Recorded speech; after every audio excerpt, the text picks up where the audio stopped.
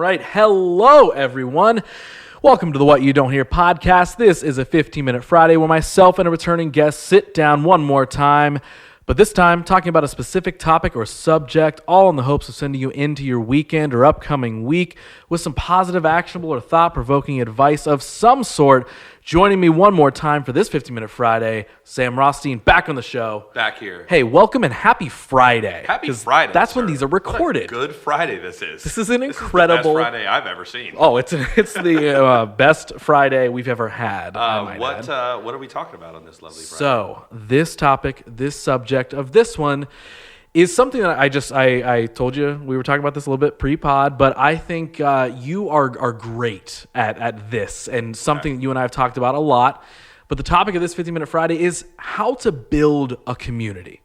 And I will openly say that, while I feel like I'm a part of so many different communities as I start the clock here, I feel like I'm a part of so many different communities, but I don't totally know if I've unlocked the real mastery level of really how to build one around the things that I do. And I feel like you are very good at articulating a lot of this. So I'm excited, honestly, just to kind of sit back and put my in my learning chair here and hear what you have to say. So I think the thing that the first thing is that communities can't be built, actually. They can be sort of unearthed or discovered. So, to understand what you need to build a community, you have to know, what the connective tissue is, or sort of, what the stated goal is. When I think about how I came into the business of, shows and stuff like that, I had just identified a bunch of different factors and people that were around that had never really been put together. So it is good to create a kind of venue or a reason for everybody to join forces. But a lot of times people don't want to do that or can't do that until they have a reason to, or they know or understand that they can't do it on their own. And so I've always been a believer in art and media, and when you're doing stuff like that, you kind of have to have a political reason behind it, and not political in the sense of American politics, but most of the shows that I did, I set out to change something about the way I saw shows. When me and Raiden started doing Space Camp, we believed that DJ sets needed to be shorter. So we were doing short DJ sets. At first there was backlash, but then people came and they were like, hey, we actually kind of like the short sets and it works better in a different way and blah, blah, blah. But we were changing the rules to build a community. You know what I mean? We were setting ourselves apart to say hey, if you want to be part of that community over there and do that, that's cool. But over here, we're trying to do this. So you sort of have to set up the rules. You know what I mean? Put a purpose or intention. Yeah, exactly. Because it always interests me when people talk about the scene. You know what I mean? What does that mean? And you line 170 people up and you ask them all what it means, and it's wildly different answers across the board. Or just how big is the music scene? Does the music scene in Columbus include all the shows that happen in Promo West? Does it include open micers? Does it include what are the boundaries of these things that we're really talking about? And we've talked in other episodes about gatekeeping and stuff like that, and that comes into play too. But I just always wonder if people are aware they're part of a community. A lot of people, younger artists don't understand their actions affect other things around them. And so when you get further in, and I think the reason that I've been okay at building them or discovering them or unearthing them is because I'm pretty good, I can see pretty far out ahead now. And when you're at a lower level of stuff, or you're just starting out in something, so much stuff is invisible to you. It's like if you've ever played an RTS video game, it's the fog of war. You have to send your people out there first to uncover the map, and then you can see what's going on in the map. But you oftentimes it's easier to build a community too if you're kind of outside of it first, because communities get very entrenched. You know what I mean? Elitism, tradition, all that other stuff can happen. So I always liked seeing a void, or with Visioneer Spotlight, seeing that there's all these talented directors, there's all these great people, but why are they not in the same room? You know what I mean? Why are they not why aren't they nerding out with each other?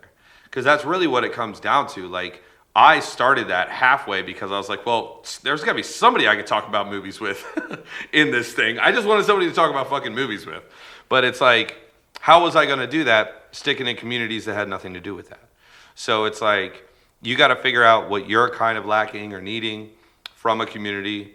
And if that community already exists in some semblance or fashion, have you been to it? Have you seen it yet? Do you know who the players are in that community?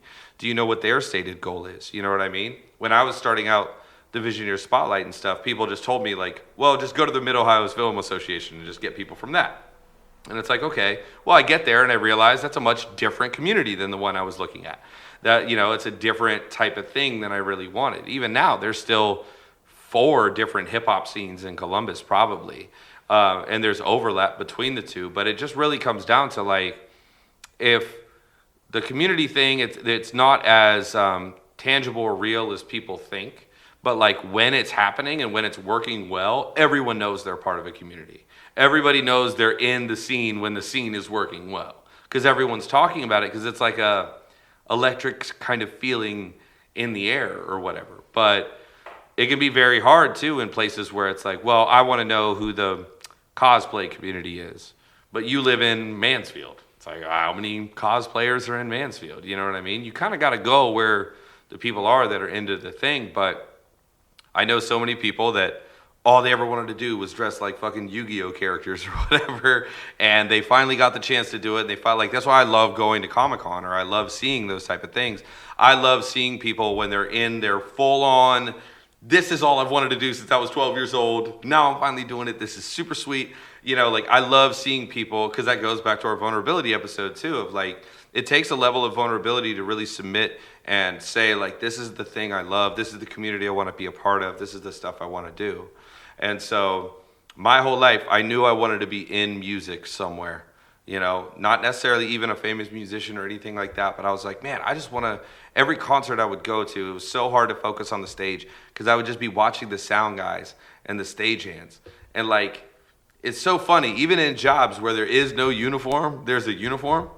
Like, you know, you look at sound guys and like dudes that work in that business, they all just have like the black t-shirt, skinny black jeans, Chucks or Vans, always black and white Chucks or Vans.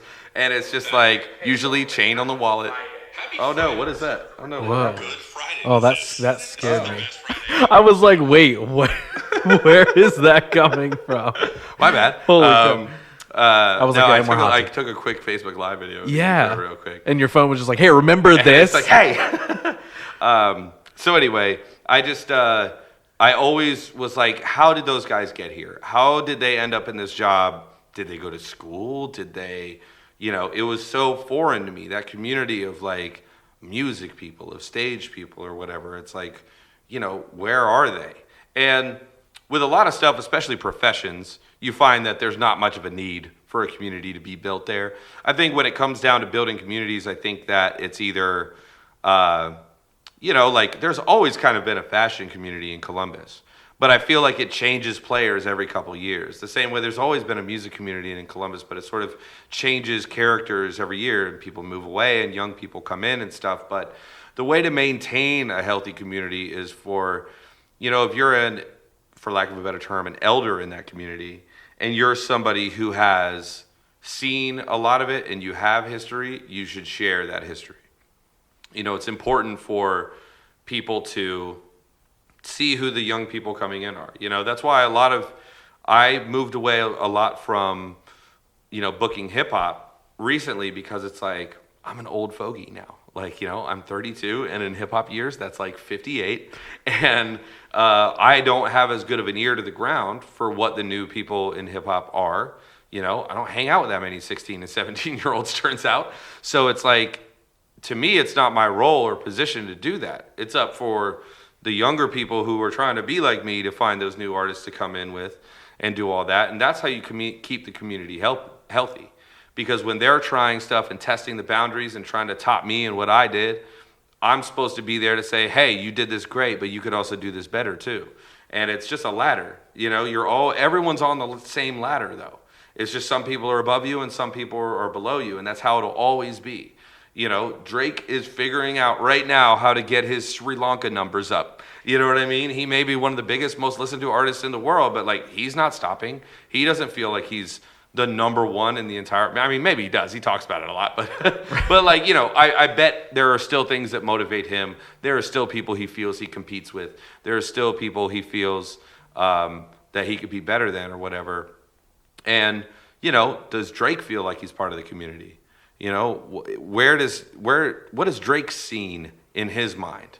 You know what I mean? Like, that's an interesting thing to try and envision is like, what do you think people at the top levels of a profession, because this goes back to the elitism thing. It's like, how do you think they view their community? Where is it? Because like when I look at the top level of people, I don't think Drake or Kanye or somebody else is looking around saying like, yeah, I'm around these 5 other great rappers.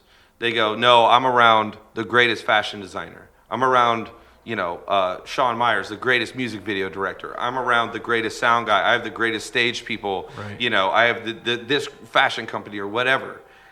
Because I've just learned that like, and this is another thing, we could do a whole episode about this, but just networking is never finding people that do what you do. Networking is finding people that don't do what you do. Those are the people you want to network with, because at the higher level of stuff, they don't care that you do everything. They don't care that you can do your own graphic design too. It's like, no, dude, we're a record label. We've got a graphic design guy. We'll be fine. Can you make #1 singles? That's why you're here. You know what I mean? Yeah. And it's like, but if you can also, I can kind of use Pro Tools. Like they don't give a shit. They don't care. They got a guy to do that. So, that could be another important thing too. Stepping into a community, realize, are you a necessary part of it? Are you a superfluous part of it? Do they already have enough of what you do? Do they not have enough of what you do? Because most of the time you're not going to be building a community. You're going to be stepping into one. Mm-hmm. And then you're going to be, if you are building one, it's going to be a splinter off type thing. And so I think it's good to just be cognizant and aware of what the landscape is. What is it lacking? What is it missing? There are so many things and ideas I have that I would love to get into, but I know the time isn't right. And I know that the community, meaning just the city in general, isn't ready for this in one way or another. And sometimes it can be a seasonal reason, weather, whatever it is. Sometimes it can be that it's too close to another idea that just finished and we need to kind of cleanse the palate.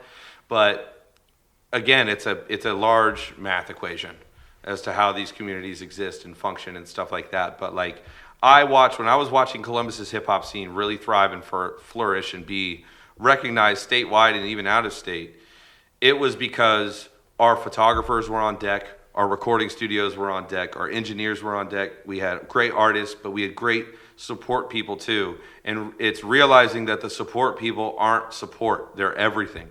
You know what I mean? Like if you wrote the song, yeah, maybe your thing is the thing that gets listened to at the end, but it doesn't happen without all the other people. So how can you say they're less important? You know what I mean? Yeah. And it's like, it's the team dynamic of everybody has a different job to do. Everybody has their role in the community. You can't have a little village full of nothing but bread bakers. It's like you need one farmer, don't you? Like you need somebody that can grind the wheat down, and you need somebody that knows how to build an oven or where to go get coal or whatever the fuck. You know what I mean? Like it can't be a community of all the same thing. So stop looking at your community as just the people that do what you do. Your community is a lot bigger than you think. And the other thing is, when I started playing a lot of shows, I learned to connect with sound guys and to like, okay, who's the bartenders? Who's the sound guys? Who's the people that are here every single night? Because they have a whole different perspective than you do when you're in your little monthly event there once a month. And so, I can't stress it enough. Learn the people that don't do what you do. Learn the different jobs that there are, though. Learn how you fit into it, because most of the time you're part of a very complex system that you can't identify unless you start talking to other people within that system too. And then you'll start to understand your role better and how it pairs with other roles and stuff. But as far as building a community, I would steer people away from it. If you're like in a small town thinking like, yeah, we're going to build the scene here, man. It's like, don't. Just don't. Small towns are small towns for a reason. They are built for strip malls and pop punk kids to say, we're going to get out of this town and shit like that. But it's like, I've tried to build a scene of some kind in a small little town, and some people do, and good on them, but it's a lot of work, and you'd be better off just finding the people that are similar in mind state to you, whether trying to convince someone to be a part of something. Find people that are already doing stuff and see how you can add to that or how they can add to you, I think. So I feel like I'm just fucking No. all over the place. It's great. You're killing it. And okay, we're about to hit the 15 minutes, but I do have one question I want to ask you. Okay.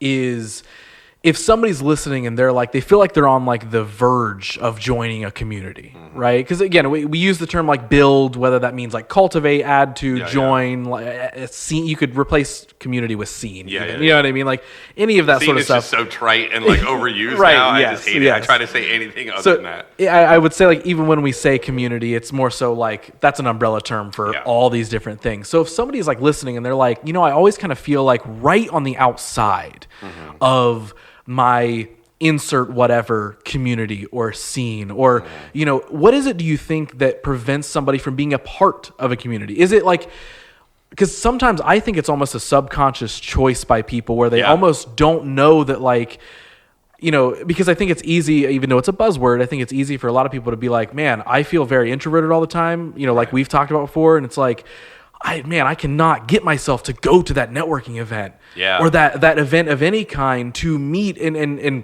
become a part of the community, ingrain myself in it. And like, if there was somebody listening, like, what's your take on that? Of like almost what prevents somebody from being a part of a community, and then maybe even words of encouragement of like, yo, get out of your own way. Like, well, you can get trapped in the feedback loop of thinking you're not good enough. A lot of times when people say like, well, everything's very cliquey and, you know, it's a cool kids club and blah, blah, blah, blah, blah.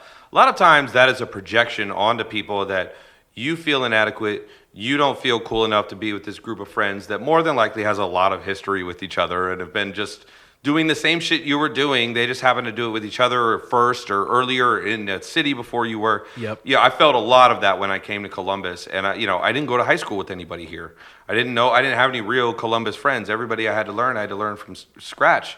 And so I was kind of stepping into a lot of people that had a lot of history with each other and stuff like that. However, if you're going into it with the mindset of you think it's a cool kids club or you think it's whatever, you're subconsciously going to sort of exude that you're seeking approval. And that's very weird for people that aren't looking to approve you. You know what I mean? A lot of times people are just minding their own business and doing whatever, and you're over here thinking like, yeah, they're just a cool kids club because blah, blah, blah, blah, blah. It's like, well, do they think they're cool? Like, how do you know they think they're cool? Are they just acting like they normally act or whatever? So it is a very tricky, delicate game because I understand it can still be important to have cosigns, and it can be important to have approval from certain people that are kind of gatekeepers of culture or whatever. It's a very real thing. It's kind of vain and gross and weird, but it's a thing that we all experience. So it can be hard to get in front of people and make sure they see you or notice you or recognize you. But I just can say the longer you do that, the more time you're going to waste doing it if you just actually just started doing your own thing, regardless of what the community does, and they come to you. But a lot of people say that, it's like, well, I've been doing my own thing, and people just don't notice me. It's like, well, you don't have to be part of a certain community or clique or group just to be doing what they do still. You know what I mean? And it's like, it just depends. Like, what do you want out of it? That group or community, being a part of it does matter a lot. Like, it was very important to me that other rappers in Columbus knew, like, hey, that's Sam. Sam's a rapper, and rappers respected me. I totally understand that. I totally get it. But I had to inject myself into a lot of situations and make sure I was in front of the right people and stuff to do so. So that's a very real game. But ultimately, the more you think about that stuff and the more you worry about that stuff, you'll waste a lot of time because you're worried about approving people that, or getting approval from people that don't care that much. They're not playing the same game that you are. They're off doing something else completely different. So just realize that there's so many more parallel things than intersecting things going on, you know? Yeah.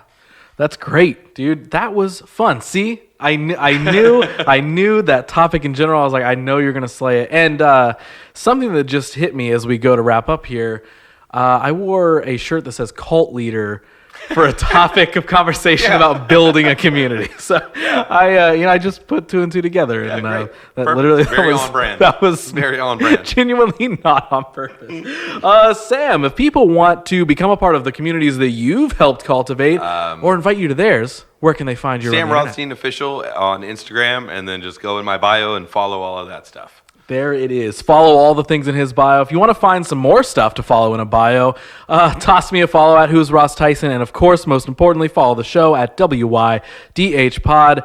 Genuinely, I did not mean to wear this cult leader shirt for a community episode, but you know what? We did it. But even though that wasn't the type of community. I can't wait to do the How to Be a Cult Leader episode. That's going to be great. That's the next one. Don't spoil it for people. I was going to wear a different shirt for that one, actually. Right, Dude, right. Sam, thank you so much, Thank man. you, Ross. Appreciate you, buddy.